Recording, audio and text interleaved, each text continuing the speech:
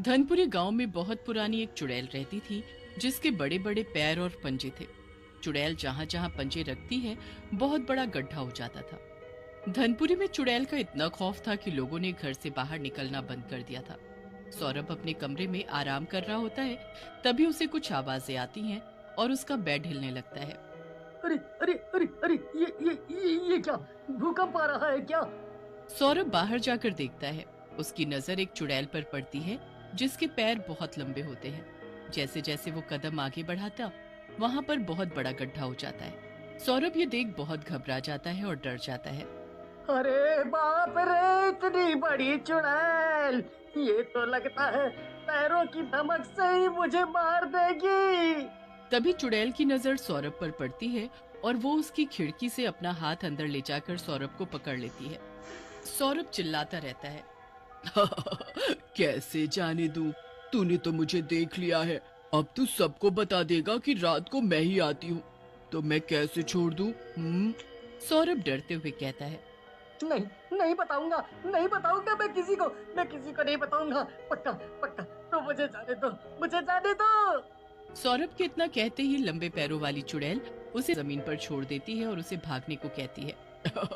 चल भाग, जितना दूर भाग लेगा तेरी मौत उतनी लेट होगी। भाग भाग भाग। सौरभ भागने लगता है। चुड़ैल अपना दाहिना पैर आगे बढ़ाती है और सौरभ उसके पैर तले दब जाता है और जमीन में धंस कर मर जाता है।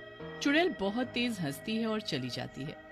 अगले दिन जब सौरभ की माँ उसको जगाने आती है, तो वहाँ सौरभ को ना पाकर वो घबरा जाती है और खिड़की के बाहर देखने लगती है और जाकर देखती है कि उसका बेटा जमीन में गड़ा है और मर गया।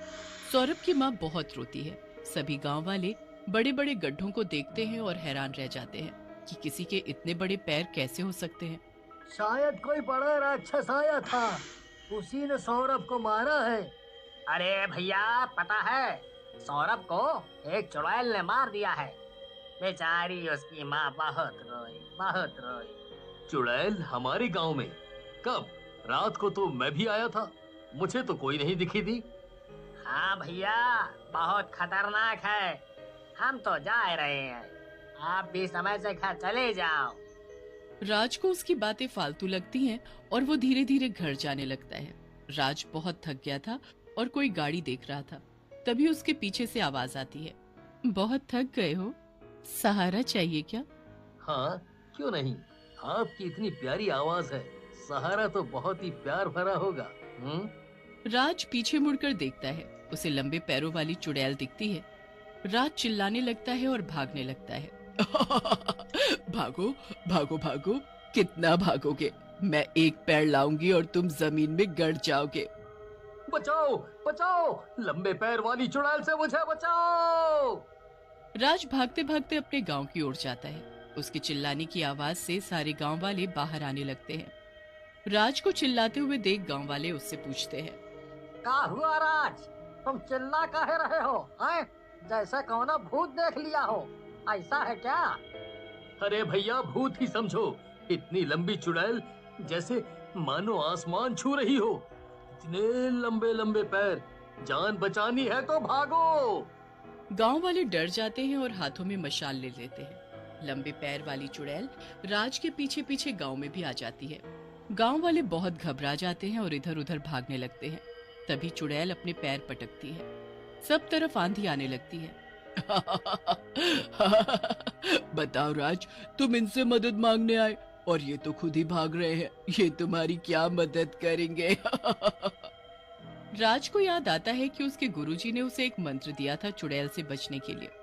राज उस मंत्र को पढ़ने लगता है। मंत्र चुड़ैल के कानों में तेज तेज बड़े बड़े अक्षर की तरह जाते हैं। चुड़ैल बेहोश होने लगती है। गांव वाले अपने अपने घर में घुस जाते हैं। सुबह होते ही सब अपने अपने काम पर जाते हैं। इधर सौरभ की माँ एक बुढ़िया माई के पास जाती है। बोलो बेटी, क्या हुआ है? कोई संकट आया है क्या? हाँ माई, मेरे बेटे को एक चुड़ैल ने मार दिया।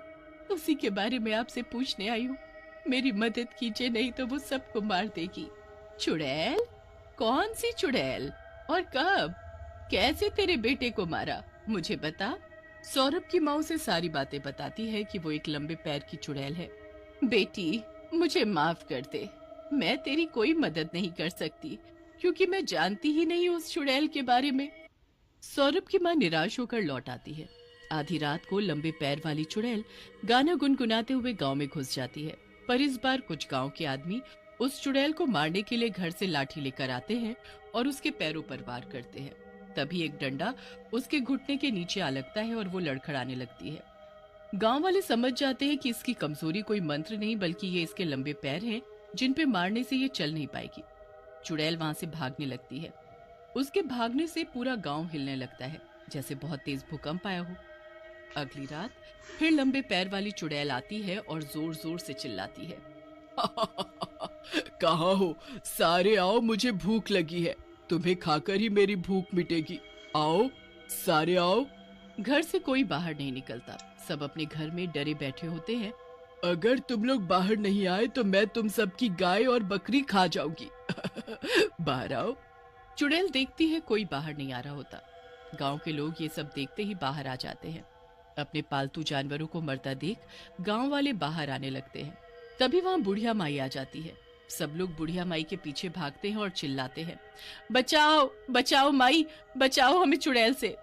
आप तो इतनी पुरानी हैं और सब जानती हैं। आप हमारी मदद करो ना। इस चुड़ैल से छुटकारा कैसे मिलेगा? वो ऐसे नहीं जाएगी जब तक मैं ना कहूँ। आप ना कहो मतलब क्या है आपका? सब गांव वाले सोचने लगते हैं कि बुढ़िया माई इसके बारे में जानती है क्या। बता बूढ़ी माई, क्या तूने सच में हमारे गांव में इस चुड़ैल को भेजा है? बुढ़िया माई चुप हो जाती है, कुछ नहीं बोलती है और टेढ़ी भयानक हंसी हंसती है। बता वरना हम तुझे यहीं मार देंगे। बता बता, क्या तूने ही? हाँ, मैंने ही इसको यहाँ भेजा है तुम सबको परेशान करने के लिए, ताकि तुम्हारा गांव बर्बाद हो जाए और मैं उस पर राज करूं। राज करूं का क्या मतलब है? बहुत सालों पहले जो पुराना मुखिया था गांव का, उसने मुझे काला जादू और टोटका करते पकड़ लिया था और मुझे गांव से बेगाना कर दिया था। तभी मैंने सोच लिया था कि तुम्हारे गांव को बर्बाद कर दूंगी। इस चुड़ैल को मैंने ही बनाया है और ये मेरे इशारे पर ही सारे काम करेगी और तुम लोग बस देखते ही रहोगे। क्या तुम्हें अपनी गलती नहीं याद क्या जो तुमने किया था हमारे साथ? है, हमने तो तुम्हें सिर्फ इस गांव से निकालने की गुहार की थी, लेकिन तुमने तो कितने लोगों को मरवा दिया था भूतों से। शुक्र था मुखिया का जिन्होंने सिर्फ तुम्हें हमारे गांव में एकांत किया, सिर्फ, समझी? जो भी है, अब चुड़ैल से बचो तब बकवास करना। सौरभ की माँ वहाँ आ जाती है और फूट फूट कर रोने लगती है। उसे देख सब गांव वाले उदास हो जाते हैं। कितनी बेरहमी से चुड़ैल ने सौरभ को मारा था। बता जल्दी बूढ़ी माई, ये कैसे मरेगी? वरना इस बार हम तुझे गांव से बाहर नहीं, जान से मार देंगे। अपनी भलाई चाहती है तो बता दे। ये चुड़ैल तभी मरेगी जब इसके पैर कमजोर हो जाएंगे। अब तुम लोग देख लो कैसे कमजोर करना है। बूढ़ी माई इतना बोलकर शान से अब वहां से खिसकने लगती है। तभी राज उसे पकड़ लेता है और एक पेड़ से बांध देता है। अब जब तक ये चुड़ैल नहीं मरेगी तब तक तू ऐसी ही बंधी रहेगी। गांव वाले सोचने लगते हैं कि ऐसा क्या करे जिससे वो चुड़ैल अपने लंबे पैरों से किसी का नुकसान न कर पाए। जिन लोगों ने चुड़ैल के घुटनों पर वार किया था, उन्हें चुड़ैल की कमजोरी याद आती है। वो बाकी गांव वालों को इकट्ठा करते हैं। सुनो सारे, इस चुड़ैल की ताकत उसके लंबे पैर हैं, पर उसकी कमजोरी भी उसके पैरों में ही है। अगर हम उसके घुटनों पर मारते हैं तो वो कमजोर होती है और खड़ी नहीं हो पाती है।